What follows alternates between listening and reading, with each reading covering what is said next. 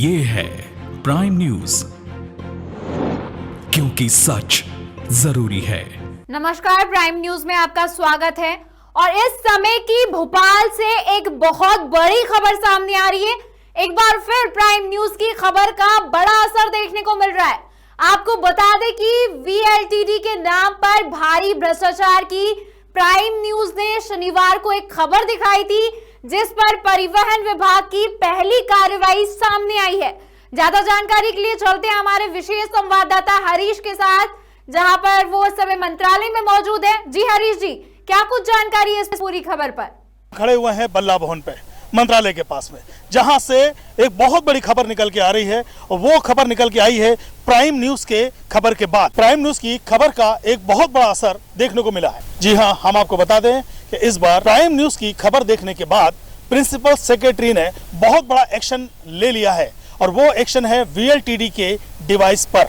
हमें सूत्रों से पता पड़ा है कि प्रिंसिपल सेक्रेटरी ने ट्रांसपोर्ट कमिश्नर को एक पत्र भेजा हुआ है, जिसके अंदर उन्होंने इस घटनाक्रम की पूरी रिपोर्ट मांगी है कि आखिर ये क्या मामला है। जी हां, आपको बता दें कि इस पूरे घटनाक्रम में सबसे मुख्य जो नाम आ रहा है वो आ रहा है एसएन डिस्ट्रीब्यूटर। जी हां, एसएन डिस्ट्रीब्यूटर वही व्यक्ति है जिसने वीएलटीडी के पूरे कारनामे को अंजाम दिया है, जिसके अंदर दो लोग और हैं जिस वीएलटीडी के अंदर और जो कार्यक्रम में सम्मिलित है, जिसके अंदर से एक है दिनेश मित्तल और दूसरा नाम सामने आ रहा है वो है देवेंद्र अग्रवाल। जी हाँ, देवेंद्र अग्रवाल वही है जो इंदौर से व्यापारी है, और दिनेश मित्तल जो है वो है महाराष्ट्र से।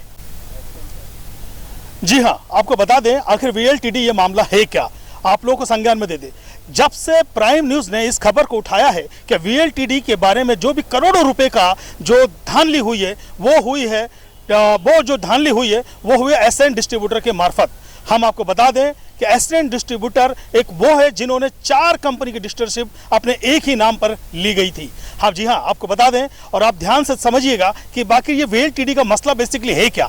ये वीएलटीडी ये वो डिवाइस होती है जो कि राज्य परिवहन निगम परिवहन द्वारा ये हर एक बसों में दी जाती है, बाकायदा एक ट्रांसपोर्ट में दी जाती है, और वहाँ पर उसके लोकेशन और उसके जो फिटनेस के लिए वहाँ पर इसकी जानकारी के लिए लगाई जाती है। लेकिन हम आपको बता दें कि इस वीएलटीडी के अंदर करोड़ों रुपए का जी हाँ, आपको बता दें हम करोड़ों रुपए का इसमें हेराफेरी का मामला सामने आ रहा है, जिसके अंदर कई बार प्राइम न्यूज खबर को बार फ्लैश कर रहा है और बार परिवहन निगम से बात करने की हम लोग कोशिश कर रहे हैं। लेकिन कहीं ना कहीं अफसर लोग कहीं ना कहीं चुप्पी साधे हुए हैं, कहीं ना कहीं वो अपने कान को आंखों को बंद करके बैठे हैं। उनको समझ में नहीं आ रहा है कि इतना संदिग्ध मसला जो है आखिर मसला इतना, इसके ऊपर कोई एक्शन लेना चाहिए।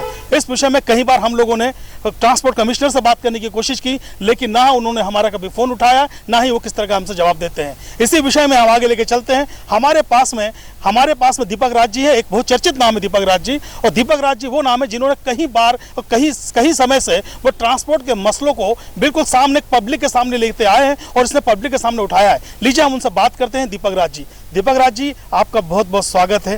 बहुत धन्यवाद। दीपक राज जी, हम आपसे जानकारी चाह रहे हैं ट्रांसपोर्ट ये जो घोटाले हो रहे हैं अभी ट्रांसपोर्ट का, कई बार आप कहीं चर्चा में रहे हैं, कई बार आपने इनकी मुद्दों को उठाया है। बेसिक आपके इस बारे में आप क्या संज्ञान देंगे? नहीं, आपकी मैंने जो अभी खबर देखी है और एक बहुत बड़ा मामला और बहुत सेंसेशनल मामला आपने उठाया है, और सीधे लोगों की जान की सुरक्षा से जुड़ा हुआ मामला है। मगर मैं खुद आश्चर्यचकित हूँ, ये जो आपने मामला उठाया इसमें परिवहन विभाग के अधिकारी जो है वो चुप्पी साधे हुए हैं। और आपकी खबर में मैंने जो देखा उसमें एक चीज़ ये निकल के आती है कि परिवहन आयुक्त ने खुद माना है कि उन्हें लगातार इससे रिलेटेड शिकायतें मिल रही थीं और उसके बाद भी कोई कार्रवाई नहीं हुई।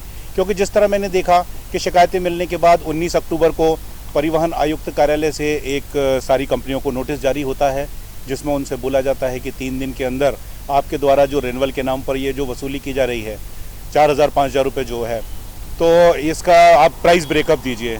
3 दिन का उनको समय दिया जाता है। मगर आश्चर्य की बात यह है कि 3 दिन बीत जाने के बाद भी ना कंपनियों ने कोई जवाब दिया और वसूली वैसे ही जारी रहती है। बिल्कुल सही है। उसके बाद लगातार फिर शिकायतें प्राप्त होती हैं।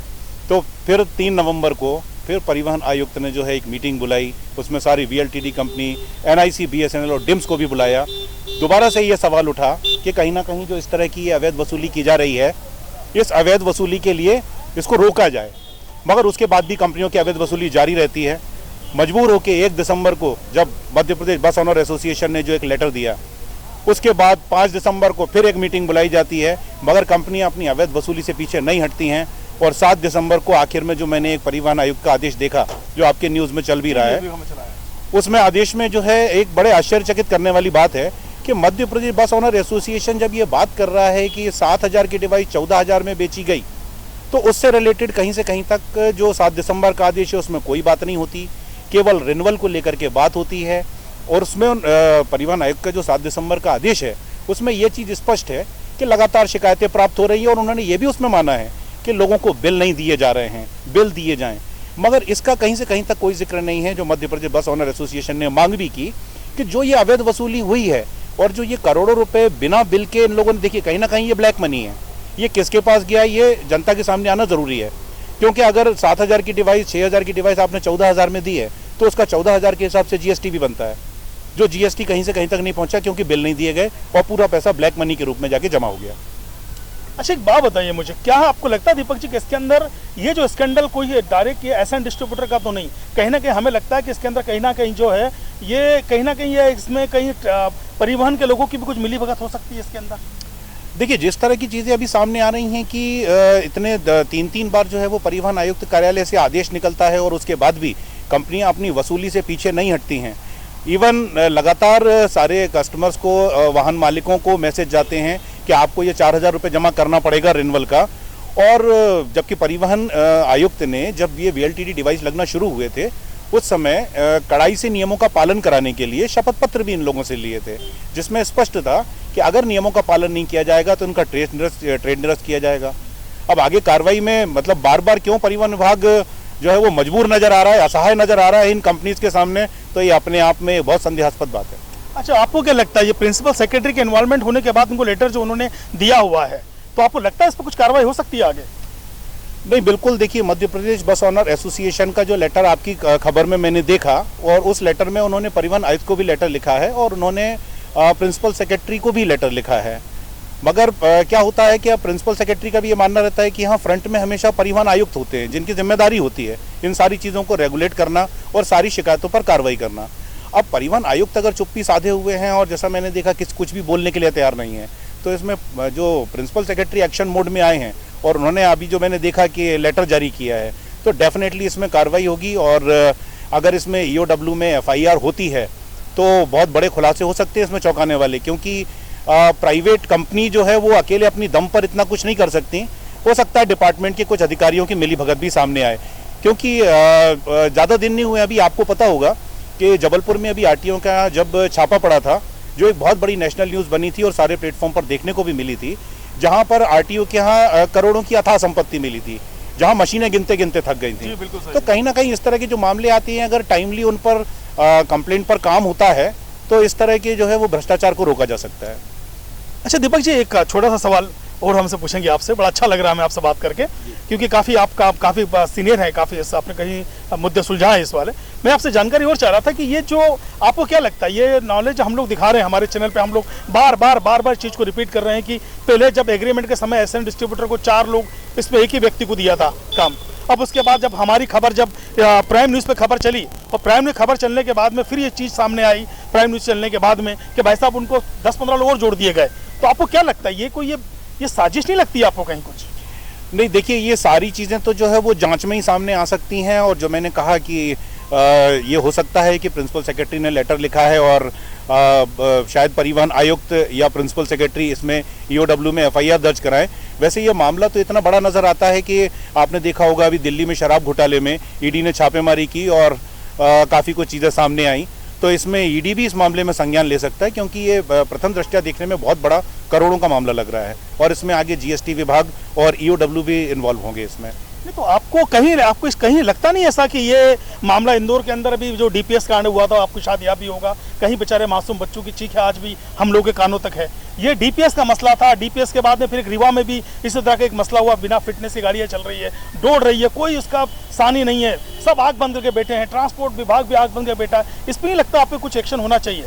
नहीं, बिल्कुल, मैंने पहले ही कहा कि आपने बहुत अच्छा सवाल उठाया है, क्योंकि कहीं ना कहीं वीएलटीडी का रिन्यूअल ना होने से या लोगों की मजबूरी का जैसे फ़ायदा उठाया गया, कि 5-6 हज़ार की डिवाइस है, 14,000 रुपये अगर वो देंगे तो ही डिवाइस लगेगी, अगर वो नहीं देंगे तो उनकी गाड़ियों की फिटनेस नहीं होगी। आप डीपीएस कांड की बात कर रहे हैं, अभी पिछले महीने ही जबलपुर में एक स्कूल बस में आग लग गई, तमाम रोड एक्सीडेंट हो रहे हैं। अब इन गाड़ियों में एक्सीडेंट की एक सबसे बड़ी वजह ये भी हो सकती है कि वो गाड़ी की फिटनेस नहीं थी। फिटनेस नहीं होना मतलब गाड़ी का इंश्योरेंस नहीं होना, और फिटनेस नहीं होने की वजह से जो ये हादसे होते हैं उसमें काफ़ी सारे लोगों को जान भी गंवानी पड़ी। तो अगर ये मामला जांच में जाता है तो इस जांच में तो ये भी चीज़ निकल के आ सकती है कि ये जितने भी हादसे हुए हैं, अगर उसमें कोई बसें थी जिनमें फिटनेस नहीं थी और लोगों को जान गंवानी पड़ी, तो इससे रिलेटेड भी इनके ऊपर गैर इरादतन हत्या के मामले दर्ज होना चाहिए। नहीं, बिल्कुल होना चाहिए, बिल्कुल सही बात बोली आपने, क्योंकि अभी हम लोग एक चीज़ को समझ नहीं पा रहे हैं। एक थोड़ा सा एक चीज़ हमारे दिमाग में और भी आ रही है कि आखिर जैसे ये जो फिटनेस के बिना जो गाड़ियाँ दौड़ रही है, अभी सड़कों पर दौड़ रही है, और ये कहीं ना कहीं ये पब्लिक के साथ, लोगों के साथ खिलवाड़ बन रही है, तो कहीं आपको नहीं लगता कि ये बंद होना चाहिए? इस पे प्रिंसिपल सेक्रेटरी को एक्शन लेना चाहिए? देखिए, एक आपने ये भी एक बहुत अच्छा सवाल उठाया है। आपने खुद देखा होगा कि यहाँ जगह जगह जो है वो ट्रैफिक चेकिंग के नाम पर पुलिस के बैरिकेड्स लगे हुए हैं, वो हेलमेट चेक करते हैं, सीट बेल्ट चेक करते हैं, मगर उसी दौरान जब पब्लिक ट्रांसपोर्ट की कोई बस निकलती है तो उसको कहीं भी रोक के, और उनके पेपर भी नहीं देखे जा रहे, उनकी फिटनेस नहीं देखी जा रही, स्कूल बसों की फिटनेस नहीं देखी जा रही। इवन कुछ स्कूल संचालकों से मेरी बात भी हुई है जिनकी बसें जो है वो काफ़ी लंबे टाइम तक बिना फिटनेस के बच्चों का परिवहन करती रहीं। और मे भी जैसा आपने डीपीएस कांड का जिक्र किया, ऐसा कोई कांड कभी भी घटना घट सकती थी। बिल्कुल घट सकती है। जी, बहुत बहुत धन्यवाद हमें समय देने के लिए दीपक राज जी। और आपको और भी हम खुलासे करेंगे कि आगे इसमें किस किस अधिकारियों के नाम भी शायद सम्मिलित हो सकते हैं। देखते रहिए प्राइम न्यूज। आज के लिए बस इतना ही। इस मामले से जुड़ी हर अपडेट लेकर फिर हाजिर होंगे। देश विदेश की खबरों के लिए देखते रहिए प्राइम न्यूज। नमस्कार।